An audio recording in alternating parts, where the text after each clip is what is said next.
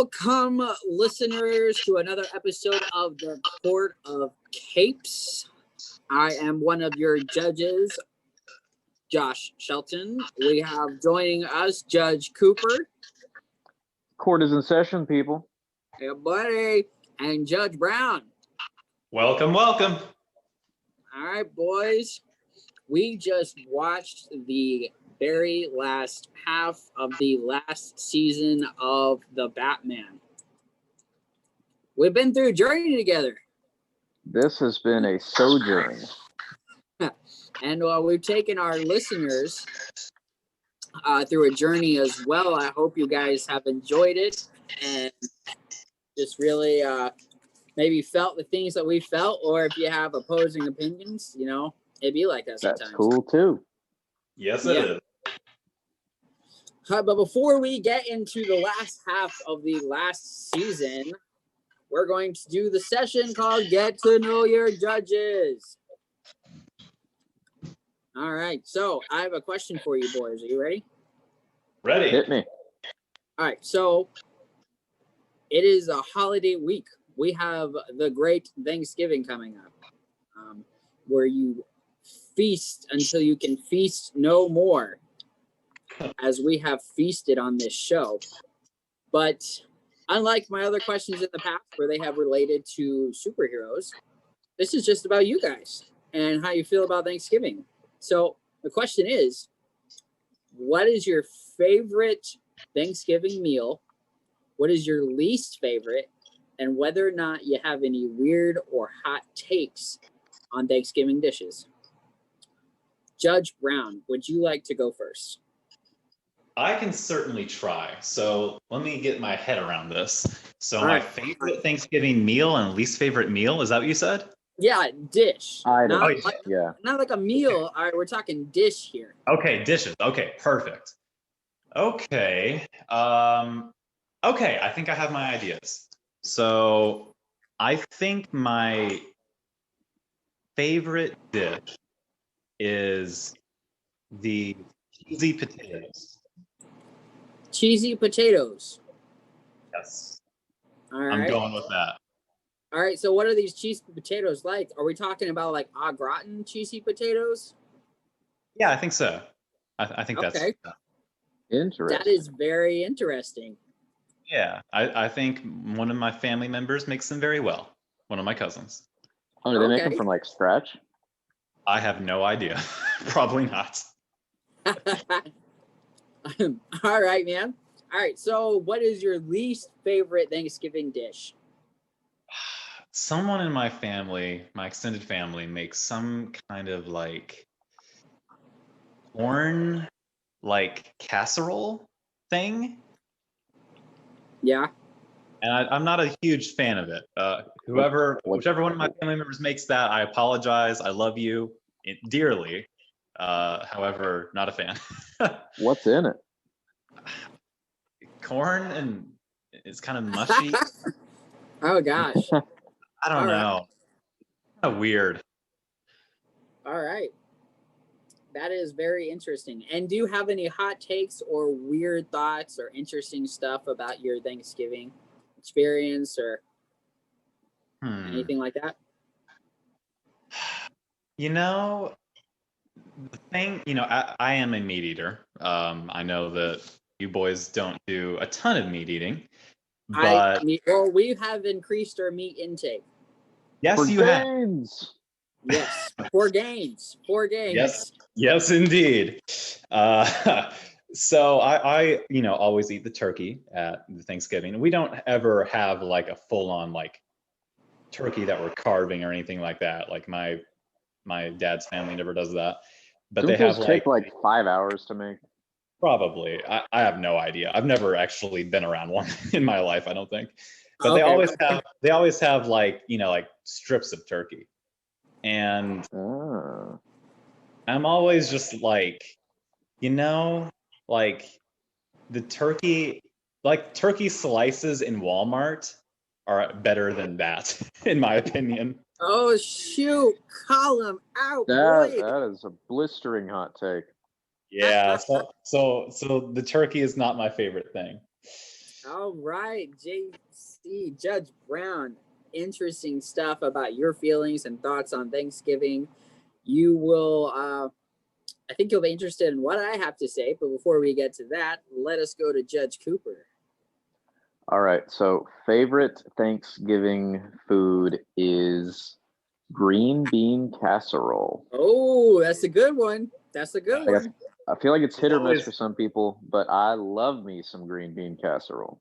Oh, there's yeah. always pork in the ones at my Thanksgiving, so I can't eat it. Oh no! Oh no! Boy, well okay. Note for Friendsgiving, we got to make some good green bean casserole. Oh heck yeah! First, are you up for the challenge? I could help you, man. I don't know. But... I'm up for the challenge. Okay, we'll make it a good one. If we're doing anything like special cook-wise, I'm gonna need a lot of help, guys. All right. So we got your favorite, and I think that's a good one, Judge Cooper. Now on to your least favorite. Let's see. I've never been a huge fan of cranberry sauce, honestly. Okay. Yeah. Actually, yeah. I'll save my other one for my hot take because it's a blistering one. Oh man, I got one too. Oh man. I don't know if it's gonna be as controversial as mine though. It might be. Oh no, probably not. Okay, probably not. But I would really love to hear your hot take. Let's pass over the cranberry sauce. Pass the cranberry sauce. Get that out of here. What is your hot take? All right, so I like this, but I think it's severely overrated in the grand scheme of Thanksgiving tradition. All right. Pumpkin pie is overrated. Oh shoot! What? I went there. Oh my gosh! Judge How do I Cooper, disconnect what have you from done? Where's the leave button? Okay, I can kind of see where you're coming from in a sense. I can. Now, if you Because had here's the said thing. pecan pie was overrated, Oh, I probably would be. pecan pie is god tier. Yes, absolutely. But like in the grand scheme of things, why did we pick just a moderately good pie to be the Thanksgiving pie? Why not a great pie like pecan pie? Or my family has always done a tradition of like making cherry cream pie. Ooh, with cream cheese and yeah, a little bit of lemon sauce. it's And like it is cheesecake incredible. inspired. Yes. Oh, that sounds And fantastic. like growing up with that, like how am I supposed to enjoy pumpkin pie as much as that? Facts. So I'm kind of on track with your hot take there. Pecan or pecan pie, however one says it, there are like 5 bajillion ways to say it, and I don't understand why. But it's always been my favorite, and it's like, okay, I don't eat pork or ham or anything like that, and I don't think you boys do either. But it's kind of Kosher like style. it's kind of like between turkey and ham, where turkey's just traditional, but most people actually prefer ham, like of those that eat ham. So it's like pumpkin pie is traditional, but most people would probably choose pecan pie or pecan pie, which is totally my opinion as well. Like, why is that traditional when we could have a pecan pie or like even a key lime pie or a cheesecake? Like, those could have been so much better. Maybe it's because of the whole gourd look for Thanksgiving. You know, a gourd is part of the Thanksgiving look, and like a pumpkin is a gourd kind of. It's all about aesthetic. I could be completely wrong. Yeah, it could have been all about the aesthetic. And then people make sweet potato pie, which is hit or miss. But You know, I think I'm about to say something highly controversial of my own. oh my gosh, you're about to say you hate pecan pie. If you do, JC, Judge Brown, come on, man. Your opinion is thrown out the door. I'm just kidding. But if you do, I'm sorry, but you're just trash. You know, not quite, but I don't know if I've ever had pecan pie. Oh, dude. Oh, dude. JC. That is another on the list. We got green bean casserole. We got pecan pie. JC's just making this list for us, making it easy. Yep. These are just layups you're giving us, JC. I'm trying. Yeah, I mean, I don't know if it's that it's never been presented, but I'm guessing it probably has. And maybe I've just always gone with the safe option that I know I like, being pumpkin pie. and maybe I've never ventured out into what's apparently amazing. But It- do you it- love pumpkin pie? Yeah, Do I you? really like. Yeah, I love pumpkin pie. You didn't say, oh, okay. Yeah, Alright. Well, I could go pecan there. might, it might just step over that, man. Like, it might just smash that pie, throw it against the house, and be the winner. I'm telling you, pecan Like- pie is, Here's how I decide. Here's how I decide if a dessert is fantastic or not. Would I rather eat that than eat a Reese's cup, my favorite candy? ooh. If the Oh, answer to that is yes, then I love the dessert. If not, then the dessert is just okay. Mm. And I would rather eat one Reese's cup than an entire pumpkin pie. Ah. Dang. Reese's cups are pretty fantastic, though. I'll give you that. They are. They're amazing. And the They're a peanut butter staple. one. I've never had that one. Oh, it's so good. They were really hard to find. Honestly, it took me like a whole week to go to tons of different gas stations. Wait, which one? It's called the Peanut Butter Lovers Reese's Cup. Oh yeah. They had the chocolate lovers, which were everywhere, but then Oh, the those peanut aren't as butter good. lovers, but the peanut butter lovers were super hard to find, and they were so good. Yeah. All right, so I guess it is my turn. Yes. We're Judge gonna- Shelton, give us the hot takes. All right, so we're gonna go with my favorite Thanksgiving dish, and it's really hard to decide. Like, I love so many Thanksgiving dishes. I mean, I may be a type 1 diabetic, but you would not guess that I was on Thanksgiving. Let me tell you. You save up a little insulin just for that occasion. Oh yeah, man. So I would probably say that my favorite is my mom makes this cranberry stuffing. It's weird. I know it sounds weird, and it may just be, and it's really hard to put that over like mashed potatoes and mac and cheese. Oh, But her stuffing just has so much flavor. It's like sweet and savory and salty all in this one dish, and it's like, whoa, this is really good. that sounds pretty great. Yeah, she just decided to give it a try one year, and we were just like, heck yeah, like let's go for it. Nice. Yeah, and so that's not a common dish, except apparently my mentor in one of my classes actually makes that dish. But hers is absolutely amazing. So kudos to her for coming up with that randomly one year, and it's just become part of a dish for every single Thanksgiving. My least favorite.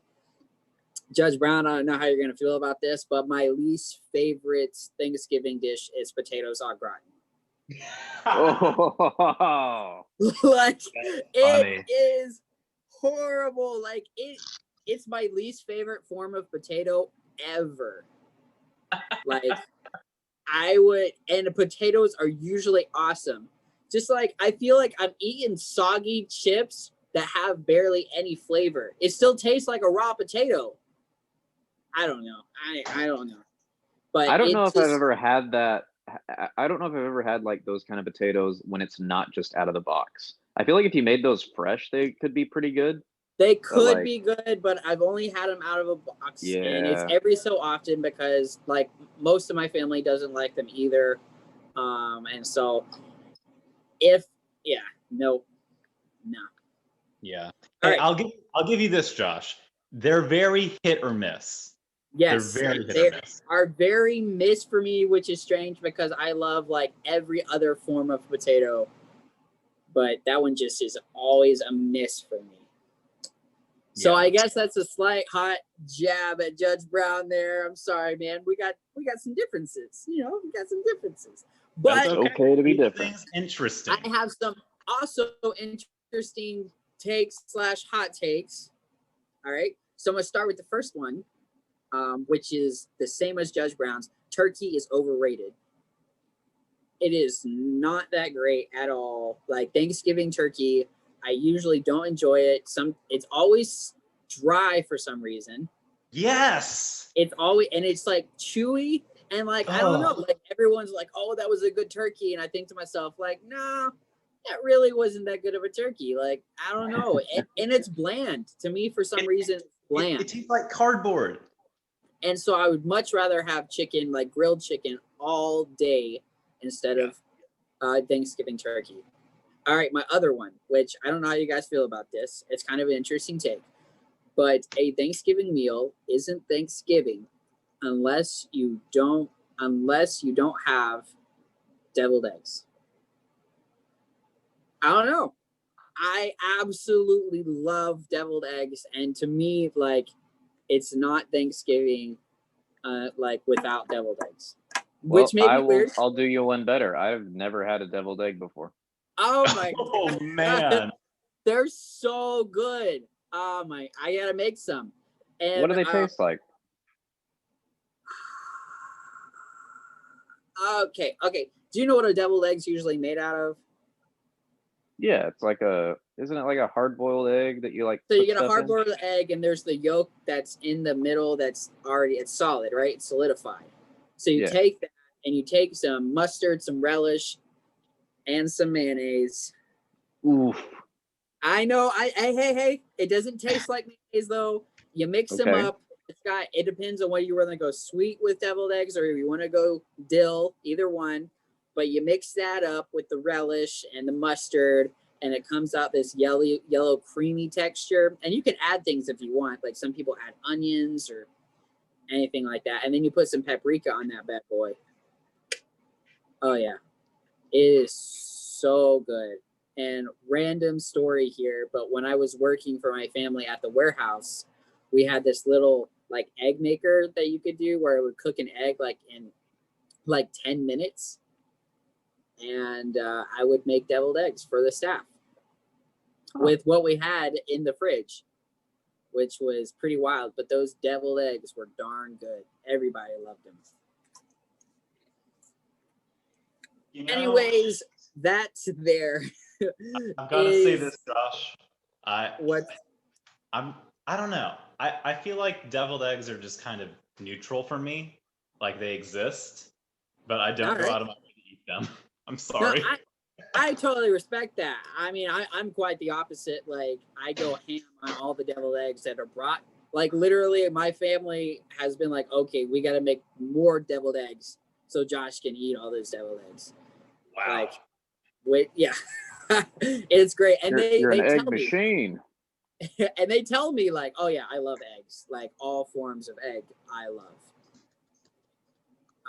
So anyways, that there is the session on get to know your judges. Listeners. Very good topic.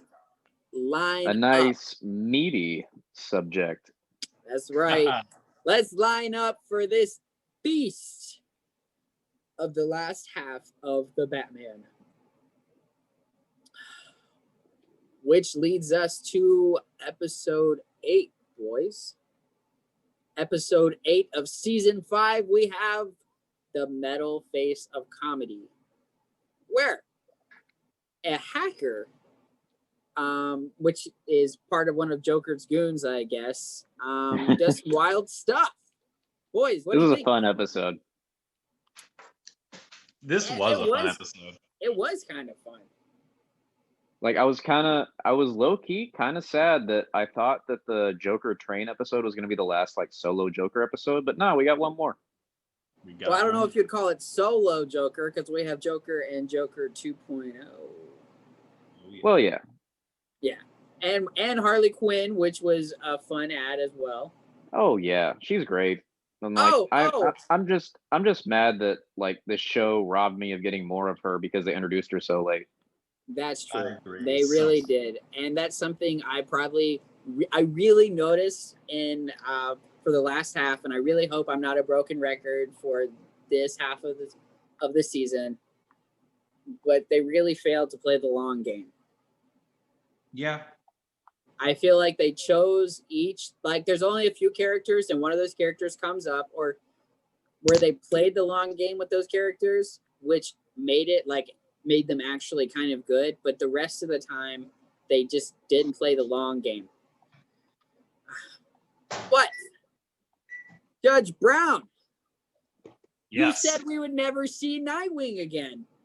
That is But true. we sure did. We saw Nightwing. First of all, he was in a game, but it was OG, like the original Nightwing look. And I was like, Yeah. oh my gosh, this is wild. Because I turned on the episode. I was looking down at my phone for a quick second. And then all of a sudden, someone said Nightwing. And I was like, what? Like, what? Again? And then turns out he was just a character that Robin created in a video game. So Nightwing was already created in Robin's mind, Which is Yeah. cool. which was pretty cool. I've completely had forgotten that entire thing existed. No, I don't blame you there. Yeah. So I was equally as shocked, and I was like, wow, I got that wrong. I thought it was really cool though to see Nightwing again and to see the OG Nightwing from the Titans. Yeah. That's pretty cool. It was The wild. Titans, yeah, the Teen Titans comic books, not the show. Oh man. All right. So, what are your thoughts? Anything about this episode? So when I first started watching it and they introduced the computer hacker character, I was like, I don't know. But by the end, I was like, I kind of love how Joker continually harasses him, but Harley's just like, no, you're doing a great job. You're a valued member of this team. I love this supportive take on Harley.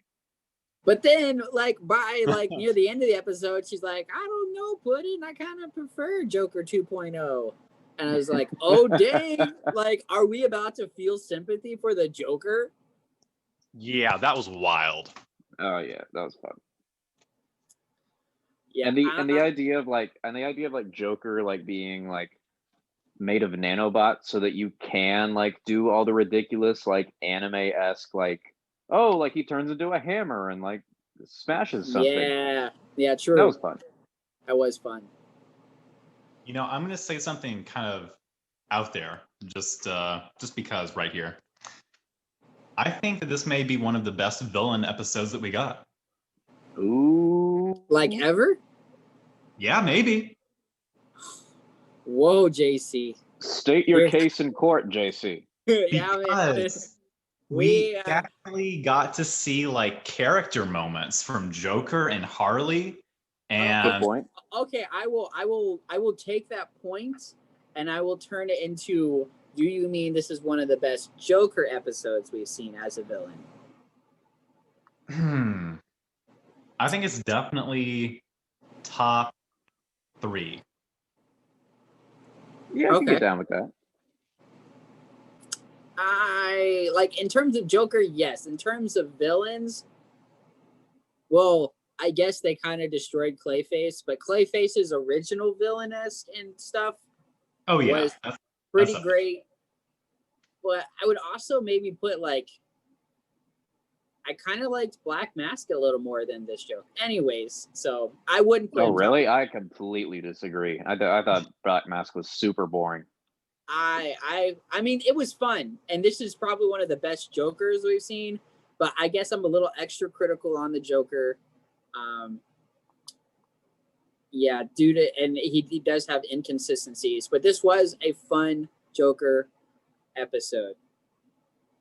that it was.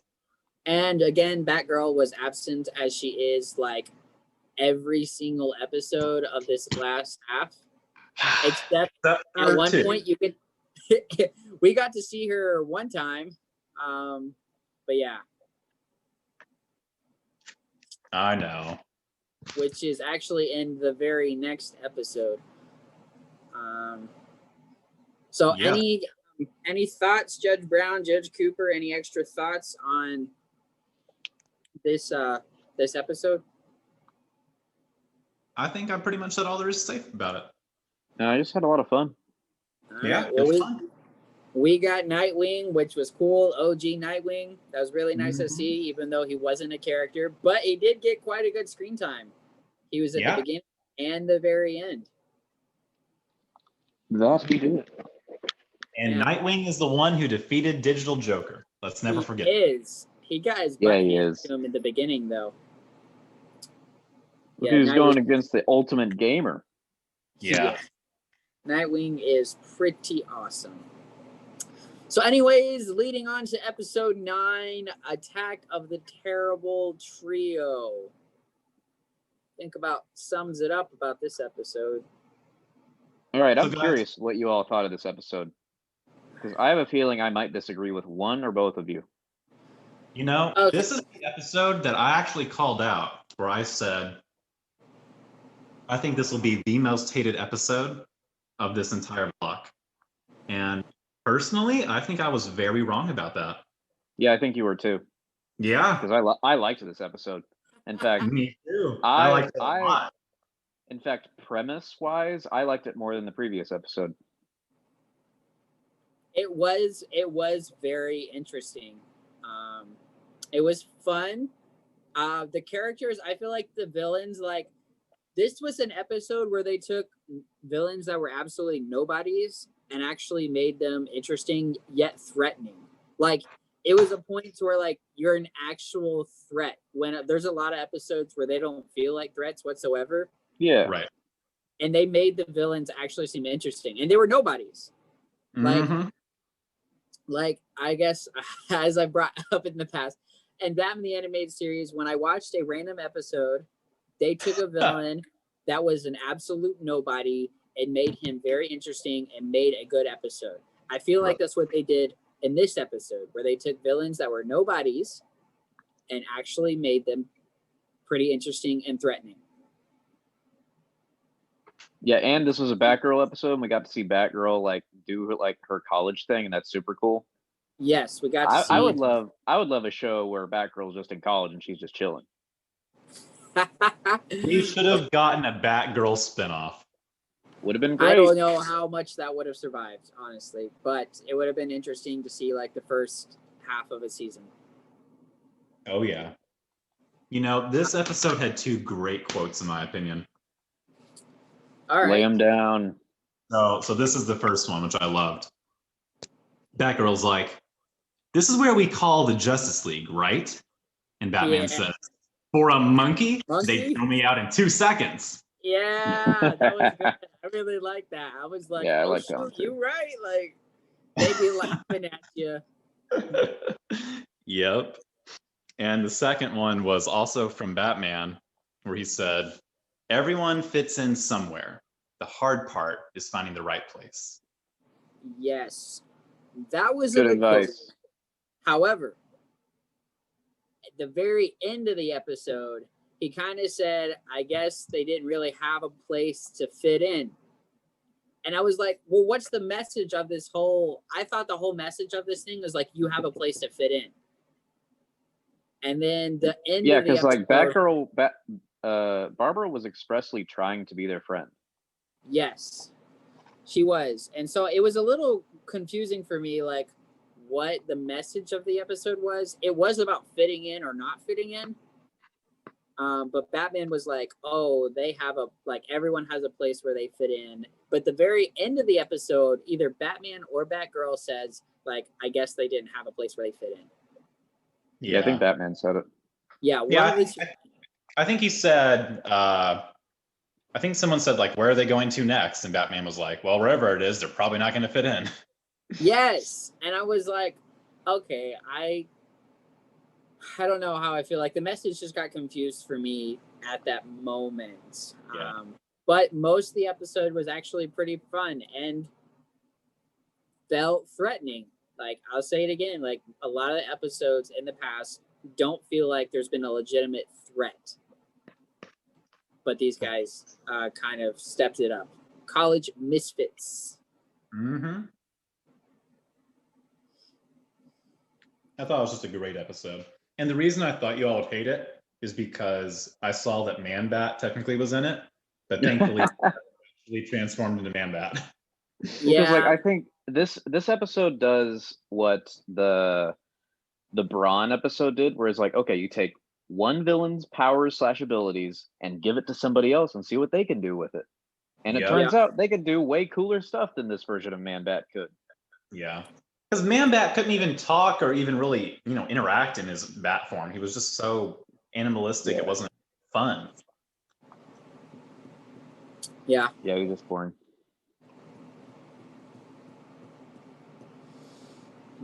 Anything else about the attack of the Terrible Trio? I think that's all on my end. Just a really good episode. Yes, we got Barbara in that one, but we did not get Robin. So But he got his fair share. yes, Oh, yeah. they really tried shoving him in after introducing him, basically taking a lot of Batgirl screen time away. Oh yeah. And I think Curtis kind of said this a while back, is like how in this show they're kind of attempting to be Batman the Animated Series. And so it seems like that's the case, whereas Robin was introduced in Batman the Animated Series as the main sidekick, they're really going that route with this show. Yeah. I think the main problem that the Batman had in general, and we can probably save this mainly for the next episode, but it wasn't long enough, in my opinion, for them to really develop the characters well. Yeah, Yeah. I'd agree with that. They just, they tried really hard to make each season unique, and we can see that in how, each season there was significant growth and significant changes, like additions of new characters and things like that. But it never felt earned because there wasn't enough of an arc to get there. And whenever one character got the spotlight, it was like, yeah, but we were just trying to get development for the other character. So now we don't get them anymore. And yeah, it just was too rushed and too disjointed. Yeah, it just got too big too fast. As I said, I don't want to be a broken record, but they just didn't really play the long game with a lot of these characters. So I think it hurt them in the long run. It just seemed like they just took each episode as one at a time. Like, this is one episode, and each episode was complete within itself. I feel like they were trying to do, unless it was a two-parter. That was the only time like they really continued a story. Right. Mm-hmm. Yeah, that was. Yeah, it's called serialized when it's more of a continuous story, right? Yes. Yeah, so I prefer shows when they have like through lines, more serialized, and I think the best shows do that. It's just, this one was made to be a Saturday morning cartoon and standalone and graphic, and this is the And result. I think what this show was attempting to do has been done well before. Like, for example, like Teen Titans was not overall serialized. Like, the individual episodes weren't necessarily serialized, but there were several major events in every season that kind of pushed the overall plot forward without like every episode having to take place at one after the other. I think Adventure Time does this perfectly too, where like you can watch a bunch of those episodes like completely out of order, but like there's just a few events that take place that kind of seismically change the show.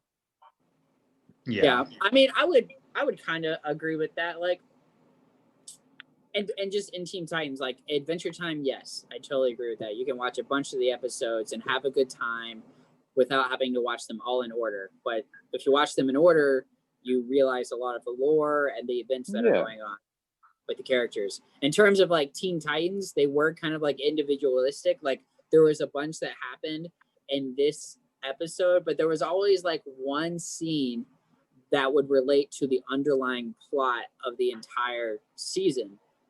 Whether it be, turns out Deathstroke is a part of this, or it turns out like this, And so, I feel like that was still having those individualized episodes, yet having an underlying plot done well. But yeah, this show could have done it. Like, I would have liked to have seen if like they made Joker like this underlying villain, all these things are happening, and then turns out like Joker's a part of it. Like, that would have been really cool to see. Anyways, so moving on to a very interesting episode, in my opinion, called The End of Batman. So we were introduced to two new villains that never show up again. Like it feels like they could have used some build up earlier. Oh, they could have used some major build up, and I So thought you're they telling were, me that like Bruce Wayne cares about these people enough to hang out with them, and we've never met them? yeah, that was Yeah. confusing to me. Like, yeah, and so Wrath and Scorn, which were basically evil counterparts of Batman and Robin. Yeah, and at first I was like, oh, they're probably just like anti-heroes, but no, they're just straight up evil, and like their parents are thieves, and they just don't like Batman. Yeah, And they don't like Batman because he basically caught their parents. Like, Yeah. I thought it was going to be some tragic story where while Yeah. Batman was trying to catch a villain, like people died. And I thought, well, that would have been deep. Obviously, that story has been told. Like in Batman v Superman, that was the exact story that was told. But no, that wasn't the case. Their motivation was completely shallow, which brings me to my point that how the frick did this guy and this little child have the abilities and be able to go hand v hand versus Batman and Robin? Yeah. Yeah, it doesn't make any sense. How in the world is that? Like, that made no sense whatsoever. Like, they were fighting, and I was like, oh shoot, like Batman's gonna take him hard. Boy's just gonna be like in a rubber suit and on the ground. Like, I don't know. And turns out he did. And I feel like they tried making it seem like he could because he was physical enough to like go rock climbing like crazy and all that kind of stuff, you know? I don't know. Yeah. No backstory, no build up. They just kind of showed up. I thought they were interesting characters. I liked, like, oh, you know, Batman and Robin have maybe met their match. But it's a cool idea. Yeah, it was a very cool idea, but there was no real build up or proper backstory to these characters. Yeah. It was just they were weird in general, I thought. I appreciated what they were trying to do, I think, and give them, you know, like foils that they could fight against. But yeah, foils not even the right word there, but yeah. And so I just thought, like, okay, then we get to the end of the episode, right? And the episode's name is called The End of the Batman. And turns out Wrath and Scorn discover, or at least Wrath discovers the identity of Batman as Bruce Wayne. And they're literally like, oh, and Scorn, that's right. Scorn does too. And they're literally about to say something until the Joker shows up and kills them. Did he basically kills them? Yeah. Yeah, pretty much. That's how I interpreted it. I interpreted it too, because that's the only way to really cease the voice completely and be like, okay, they're not going to tell the identity. So it's kind of dark, but which I liked. Yes, I do like some dark stuff as well. I just kind of wished that they got away and somehow people, like, the identity was discovered. And I was thinking, like, oh, we only have 3 episodes left. How are they going to deal with this issue? Like, how cool of a thing would that have been? Yeah, would have shaken things up. Yeah, have actual consequences. Yeah, having actual consequences. Yeah, right. I don't know. I thought that would have been super interesting and really thrown it for a loop. And it would have really bumped the episode up, in my opinion. Yeah. I do not disagree one bit. Yeah. However, I thought it was kind of poetic that Joker of all people saved the Batman. Yeah. That was very Joker-esque, and I appreciated that. Yes, I thought it was completely on point that he would not allow anyone else to do anything to the Batman's identity. And fun fact, a very similar thing happened in Batman the Brave and the Bold. So I was getting deja vu from that. Nice. Where he only takes off his mask once in the show. And it was that episode. Oh, all right. Because he took off his mask so people knew his identity and et cetera, et cetera. Yes, it was a very Joker-esque moment, but was he killing them to cease their voices or just because he wanted to? Like, probably a mixture of both. Yeah. Okay. Because he said, like, nobody, unmasked the Batman but me or something like that, I think. I did like that dark take, and we're honestly, I think we're subjectively taking it dark because we think that he killed them because it obviously looks like he killed them, and it makes sense that he did kill them. My personal interpretation is that they're just going to be comatose for the rest of their lives, in that, you know, no mind, what's the difference? brain dead, basically. Okay. Vegetized them. All right, that's oh wow, that's Still pretty dark. yeah, it still is pretty dark. But Batman could totally save them. Like, he could work on a cure. He could do something. But he literally walked away, like shook his hands, said, "My hands are clean of this," and didn't do anything. I thought that was the dark thing. That was a dark moment. I still like. It's like the What If comics, the What If Marvel comics. I don't know if you've heard of those, JC, or Yeah. if you've ever heard of the What If series in Marvel. But it's like, what if this happened? Like, oh, like, what if Peter Parker lost his powers completely? Or what if somebody else? Yeah, I don't know. I'm familiar. But it's like, I think to myself, like, what if Batman's identity was, you know, found out or discovered by Gotham? You know, what would happen? And it happens in Arkham Knight, which was interesting. The game, Arkham Knight, the game, and how he plays that off. Or does he play it off? It's very interesting. Anyway, moving on to episode 11, What Goes Up? We have an introduction of a new hero, Hawkman, and a new villain, Shadow Thief, who is accompanied by Black Mask and Black Mask Continuous #1, the same #1 from the last episode. What a great through line that whole #1 thing has been.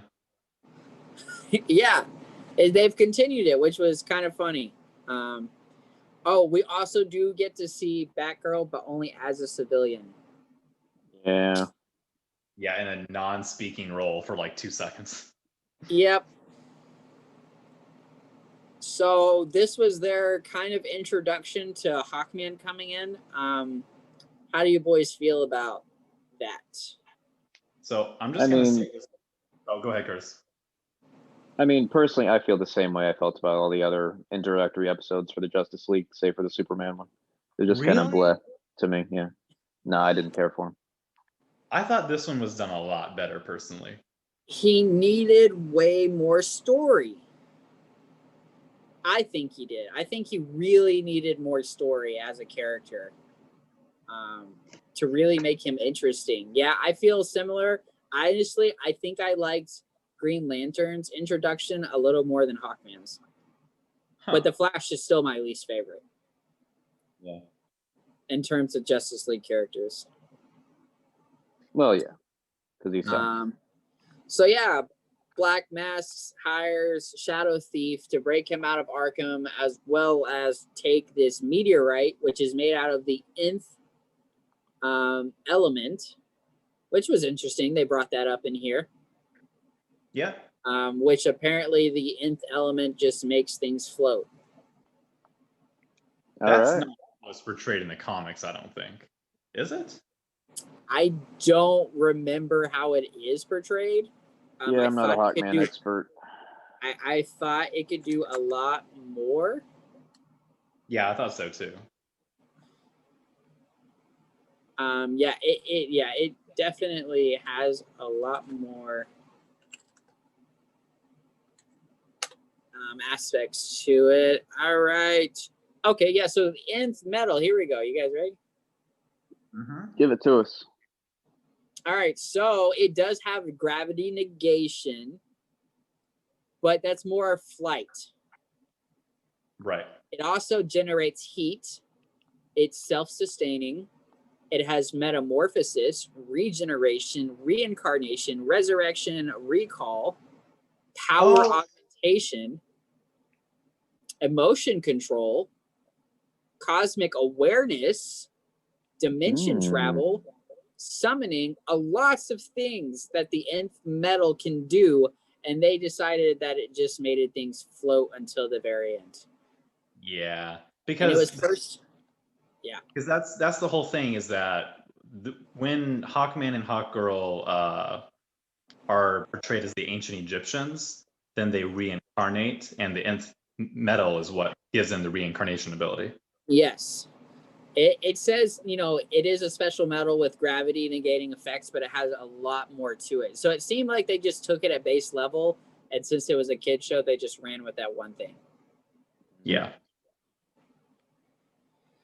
So, yeah, I kind of like the episode, and the fact that Shadow Thief seemed like another villain. Like, you're to think, oh, how in the world is Batman gonna beat this guy?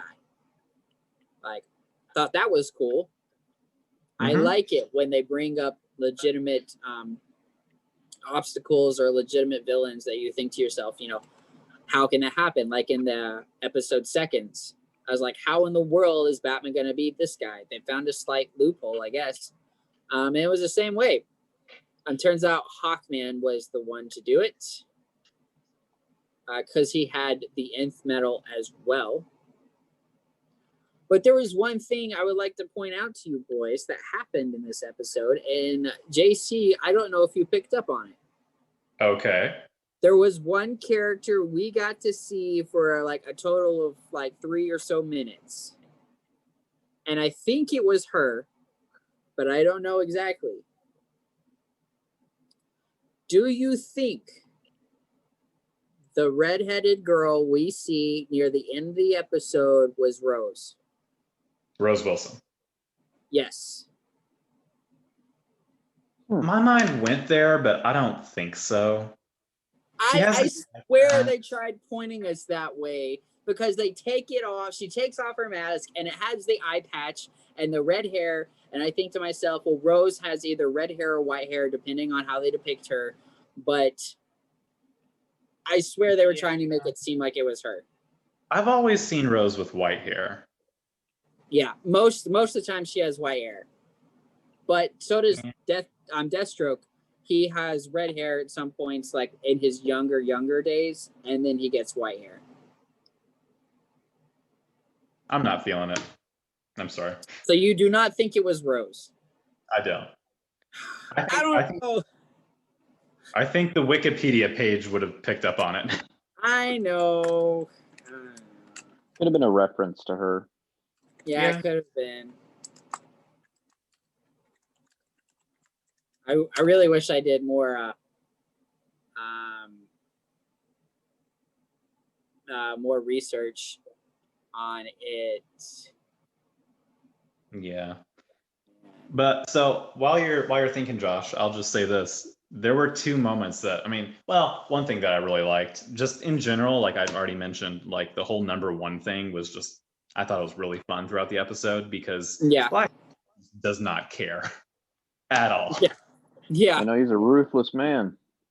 Like at the very slightest infraction, that first number one gets, nth element dosed, and he's just like, okay, you're just gonna die now. You're just gonna fly into the atmosphere. That was dark. Yeah, it really was. Until Hawkman shows up. Yep. But then he just picks a random person. He's just like, here, you're my new number one. And this person probably has no abilities whatsoever. It's just a random masked person. He has no idea who it is, but yet he trusts them with this power of number one and then just disposes of them in like 10 seconds. Yeah. He's a maniac. I get it. Yeah. All right. I want to show you something, JC, here. Okay. All right. So here we go. A different portrayal of Rose. This is on Crisis on Two Earths. I don't know if you've ever seen that movie. But there she is with red hair. Okay. That is fair. And she also has two eyes there, doesn't she? Yes, she does. Yeah. But her father's in the background. But that is her. And I swear, I don't know. I think they maybe were trying to do it. Maybe the show got canceled before they could give it an actual try. But man, would that have been quite the twist. Oh yeah. that turns out she was working for Black Mask, and then she was gonna like another what if moment, like she's working for Black Mask and just to overthrow Black Mask, become the new leader of this group to maybe take on her father, or just, I mean, wouldn't that have been cool with Batman? That would have been cool. That would have been so cool. I should be a show creator, like Yes. a writer, because that would have been so freaking cool for that to happen. But yeah, I don't know. I just felt like my mind instantly went to Rose Wilson when I saw that. And you got to admit, the way they had, obviously it's animated, but the way they like had the few seconds on her face and the fact that she had the eye patch, maybe the writers or the creators of the show didn't even realize that they were doing what they were doing. Maybe I'm grasping. Or maybe at they didn't real straws. realize that was the last season until it didn't get picked up again. Yeah, I could be grasping at straws. I could not be. I don't know. But I instantly thought Rose Wilson, and I thought, okay, this could be a character they play the long game with, and it would be really cool. That would have been real cool. It's a missed opportunity. But anyways,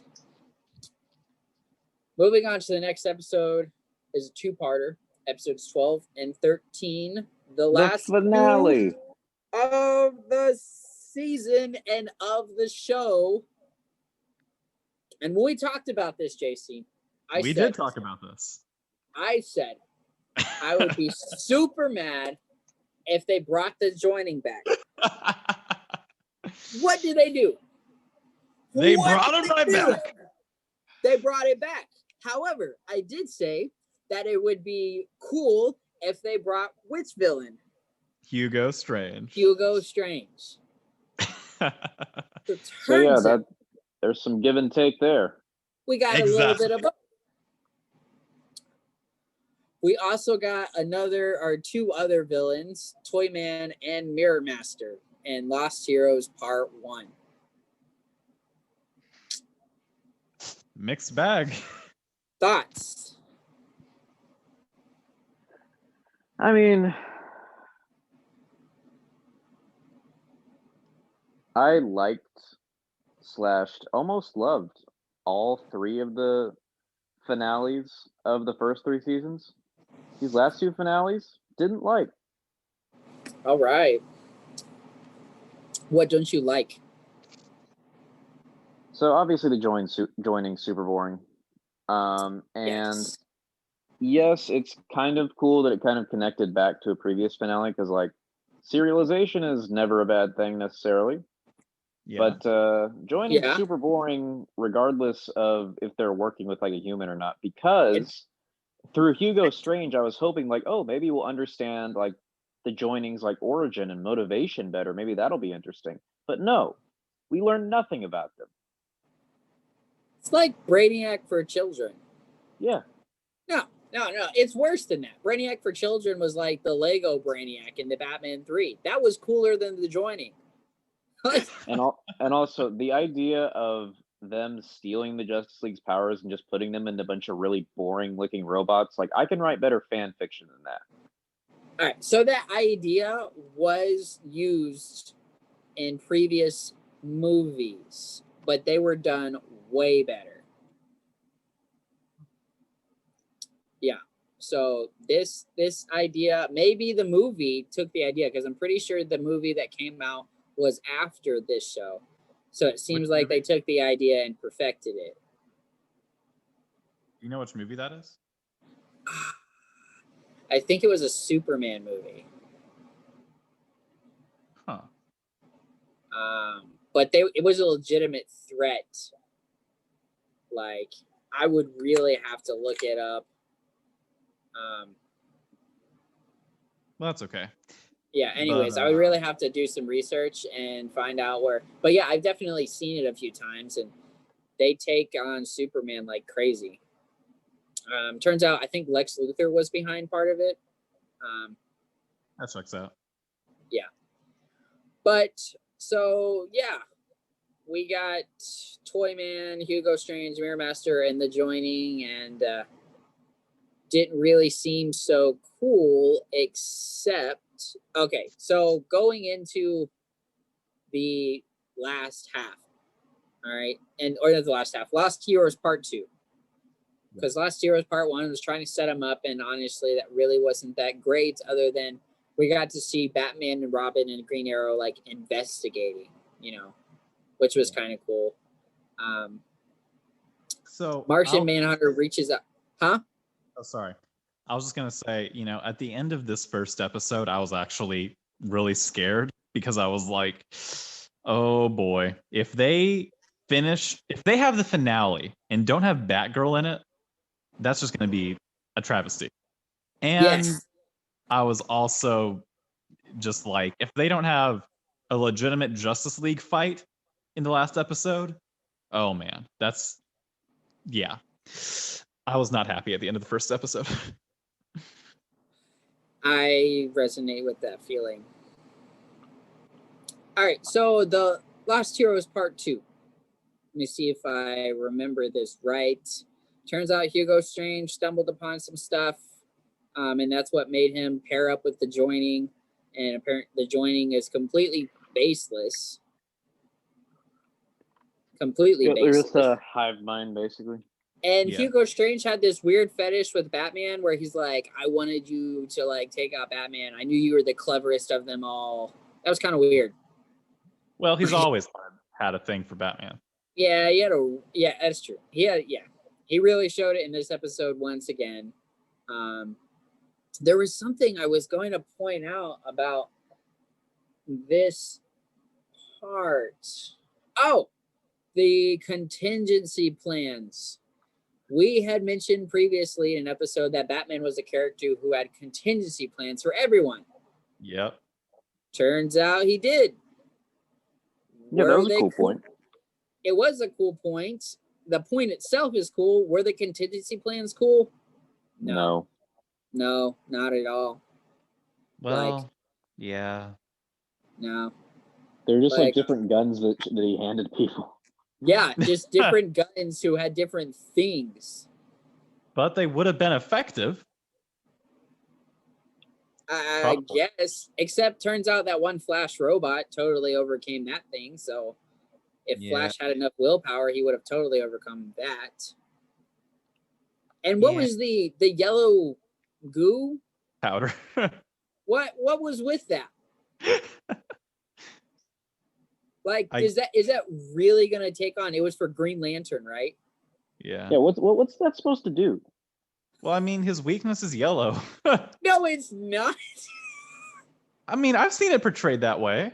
Like yellow is kind of. It's the yellow ring as like the rival or opposite of green, but the color yellow itself. Well, I mean, I've seen it portrayed to be kind of the color yellow. I Was saw that in The Brave and the Bold? No, I don't think so. Maybe. But no, I think I saw like a comic or something somewhere where like Hal Jordan or some Green Lantern puts up a force field, and then a banana or a yellow pie or something like that is able to go through his force field because it's yellow and hit him. Well, that's kind of silly. Yeah. That is very silly. I've always kind of seen it portrayed like yellow is his weakness, so I thought it made sense. I don't know.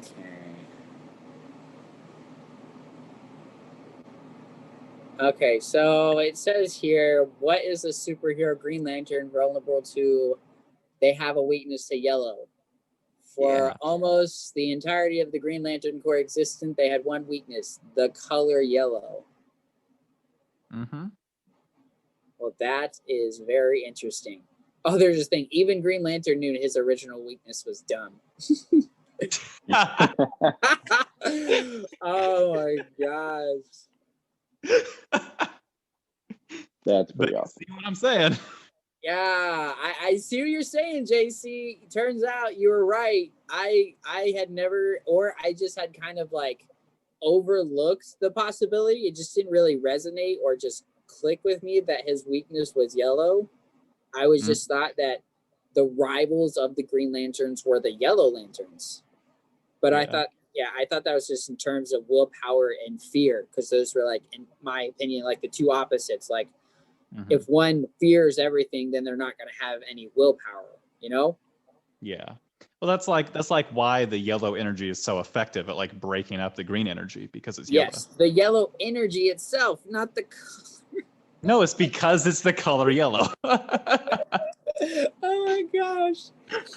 Wow, I read some Green Lantern. I read some Green Lantern comics like a few months ago, and I thought, man, Green Lantern's actually really cool. Has some really cool comics. Just took a step down in my books. Come on. All right, whatever. I thought contingency plans were cool. The point that there were contingency plans, that was cool. What the contingency plans were, pretty dumb. Fair. All right, is this the weakest ending season finale you boys have experienced? I think that this one's, I mean, this might be a hot take, but I think this one's better than the last one. And better than that one villain team up. A Night in the City. Yeah, no, I enjoyed that one more than this one. I think. I'm just really, I think I'm just really anti-Justice League in terms of the Batman. Yeah. I just find every single episode that has them in it just incredibly boring. Very interesting. That's fair. Yeah. But 'tis my opinion. Yep. What'd you think, Josh? Is this your favorite, least favorite season finale? I did enjoy this more than the last one. Yeah, I think I did too. The joining part 1 and the joining part 2 were... Those were kind of soul-sucking. I think they were... I think it was the worst season finale we ever experienced, was the joining part 1 and the joining part 2. Yeah.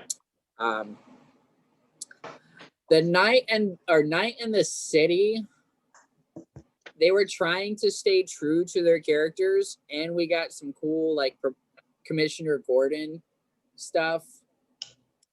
So I would almost put that above Lost Heroes Part 1 and Part 2. Okay. Yeah, I forgot that was Commissioner Gordon, I guess. And it was the last we got to see of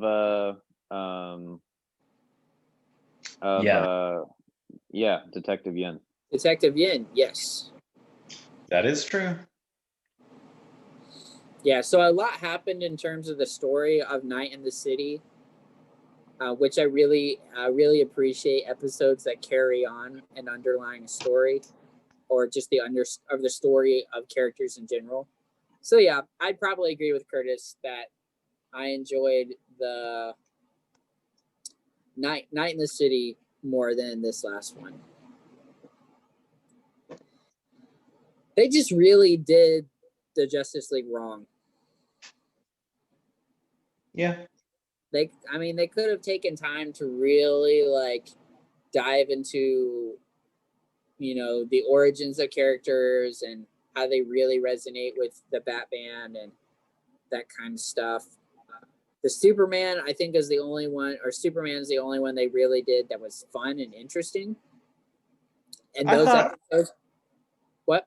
I thought Martian Manhunter was pretty good too.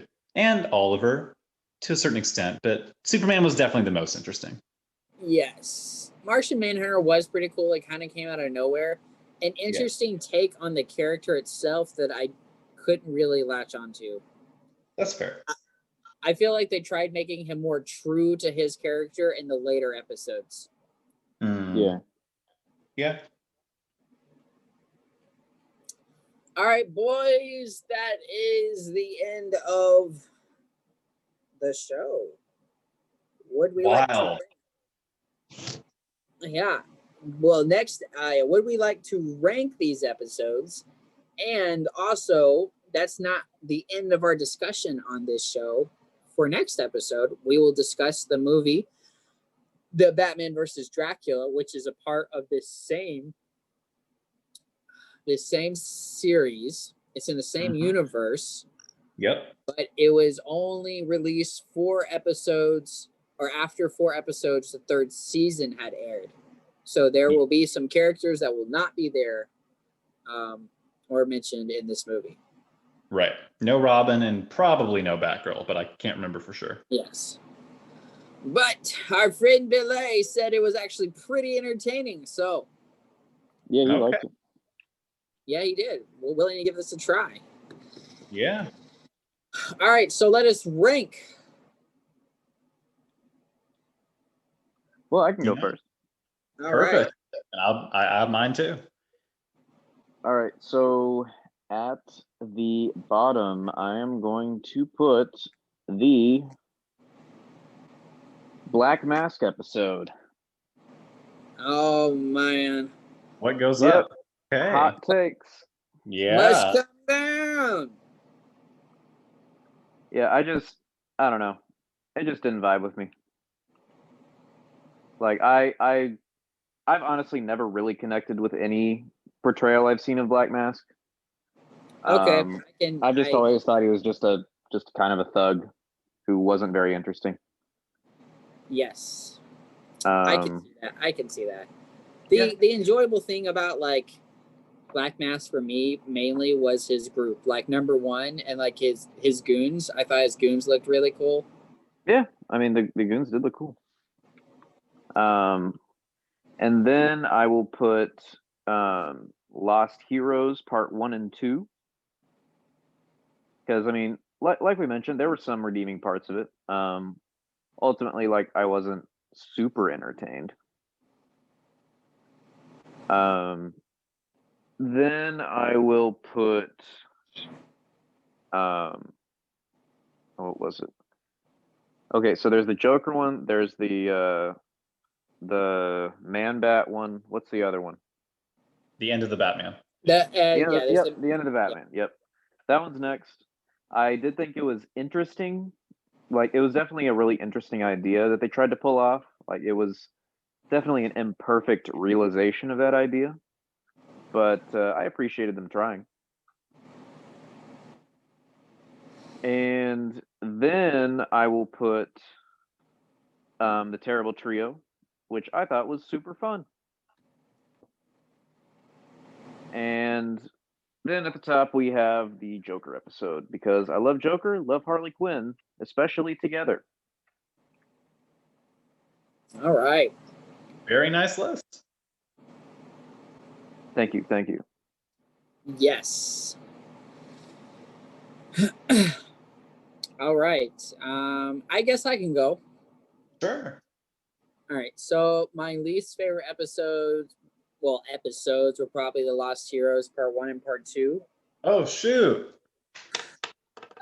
Taking him to the woodshed. I know, Wow. right? I don't know. Out of all of these, I mean, honestly, I don't think one stood out way above the others.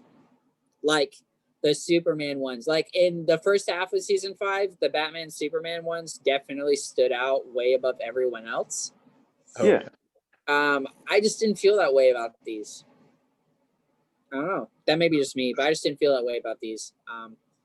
So Lost Heroes Part 1, Part 2. I don't know in which order I'd put them. Probably I'd put Part 2 above Part 1 because we get Robin and Batgirl. Mm-hmm. Yeah. The next one is probably What Goes Up. And then I'd probably choose. This is where I think the top. These are definitely the top 3. Just in which order I choose them from. I'm going. Okay, so I enjoyed the end of Batman in the sense that Wrath and Scorn could have been super cool. I'm like looking at it through the lens of the potential. Yeah. You know, I just saw so much potential in the end of Batman. And I guess since they didn't come through with it, I'll put that one next. But I really loved Wrath and Scorn's like characters when they first showed up, and I was like, oh shoot, this is gonna be cool. Turns out they had like shallow motivation, and they made no sense in terms of fighting Batman and Robin. Like being hand v hand against them, like that made no sense. So, anyways, and then my top two. I'll go the metal face of comedy, and then the attack of terrible trio. Ooh, I like that number one choice. Mainly because I really felt the threat of the human animal characters, and they were just like college misfits. You know, it's just like these kids that were nobodies, and then they become crazy threats, and I don't know. I just enjoyed that. Like, it was a darker episode in terms of content, so I liked that. And then the metal face of comedy was probably more fun to be along, but yeah, so those were definitely my top two, which I think you put two, Curtis, right? Or Yeah. what were your top two? Yeah. Ours were pretty much the same, like in terms of our tiers. We just switched them around. Yeah. So, Judge Brown, what you got? Okay. So I'm going to actually start off the list with the very bottom being the end of the Batman. Ooh. Wow. Okay. What did you not like? What pushes that to the bottom, JC? It's honestly not even, I mean, for me personally, all of these were kind of strong. Not strong as, compared to, like parts of other seasons that were undeniably stronger. But I thought that all of these were fairly close together in quality, and yeah, they were all pretty watchable. Yeah, they were all watchable. That's what I was kind of saying at the beginning of mine, was that there was none that really just stood out as like the best. They were pretty similar in terms of quality, but I still stand by my top three being better than all the other ones. But anyways, continue. Oh, sure. But like none of these are anywhere near as bad as like what was that one episode? Remember that treasure hunting episode with Mr. Freeze? Artifacts? No, I'm just kidding. No. No, yeah, I know the one you're talking about, like with Alfred's like enemy or something. I want to look at that one. The Icy Depths. Yeah, that was just a bad episode in my opinion. It was horrible. Yeah, exactly, bad. None of these were anywhere near that, or like some of those Penguin episodes early on, like bad. But this is not that. So the end of the Batman, it wasn't terrible. It was okay, but it didn't do anything for me more so than other things. I liked the ending, how dark it was. I liked the Joker saved Batman and all that, but it's still, I enjoyed all the others more. Mm-hmm. So then right up from that is What Goes Up. Yeah. I enjoyed it, and I think I just enjoyed, Black Mask interacting with his minions the most, and I thought that was fun, and I thought this was the most well executed of the Justice League team ups besides Superman. So I've put it there because of that. And above that, I will go ahead and put Lost Heroes, because it holds a special place in my heart. Because which one? Both of them put together? Yeah, just both of them together. Because I loved this episode as a kid, because I finally got to see Batman interact with the whole Justice League. It had been teased and was building up all season, and I loved it as a kid so much. I can see that. No, that's totally fair. Yeah, so it holds a special place in my heart for that, and I enjoyed it. I enjoyed the second half. Like if I split them up, Lost Heroes Part 1 would be at the very bottom. But because of the cohesive story, because Lost Heroes Part 2 did it for me, I got to see Batgirl interact with the Justice League finally, got to see all the Justice League together, working as a team, even if it wasn't for very long or for the, the best villains or anything like that, but it still happened. So I liked it. Okay. Yeah. Then The Metal Face of Comedy, followed by Attack of the Terrible Trio as number 1. Ooh. All right. I'm really glad we all liked that episode. Oh Yeah. I was so happy to be so wrong about it. And you know what? This episode, what I realized, this is the first and only episode where we get to see Batman and Batgirl as a fully realized member of the Bat family, soloing as Batman's sidekick. True. Because the last Batman and Batgirl solo episode was the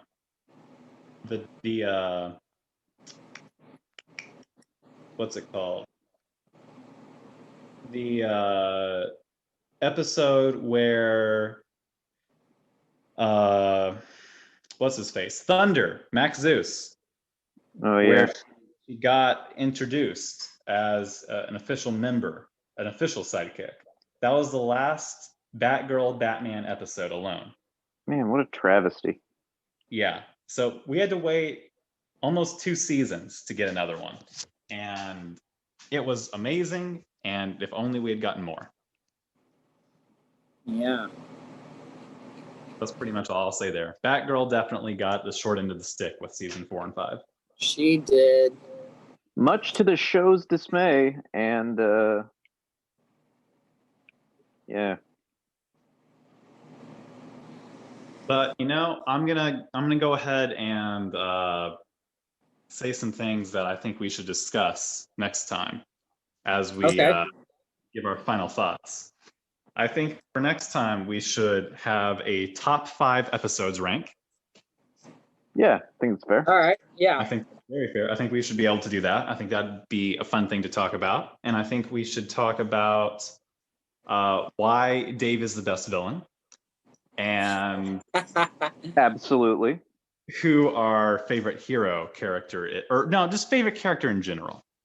All right. Yeah. And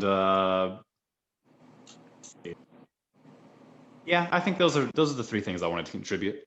What about you guys? Anything else? No, aside from our review of the Batman versus Dracula, I Actually, definitely... I'm gonna take it a step further. I think next episode, at the end, after we put a nice bow on the Batman, I think we should just head right into it, and each of us bring our candidate for the next show we watch. Oh. So would this be after WandaVision, you mean? Or before WandaVision? Well, I mean, I would say all of the above. Like, I think it could be concurrent with WandaVision because we'd only be talking about one episode per week. That is true. Yeah, we might need extra content. So we need. Okay, I'm fine with this. So here's how I say we do it. I say each of us comes with one recommendation, and then we vote democratically. And the rule is no one can vote for their own show. Okay.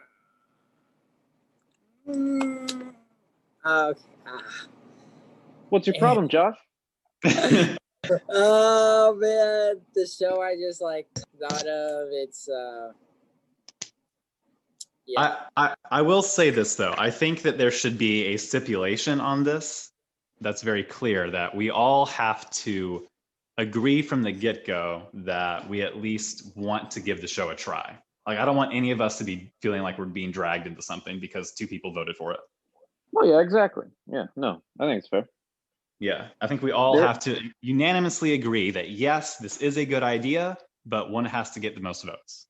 Yeah, I know. I think that's fair. Oh my goodness. What is your problem, Josh? No. No, I totally. Because you're literally moaning. everything you're saying, but I'm just like the show that I want us to review.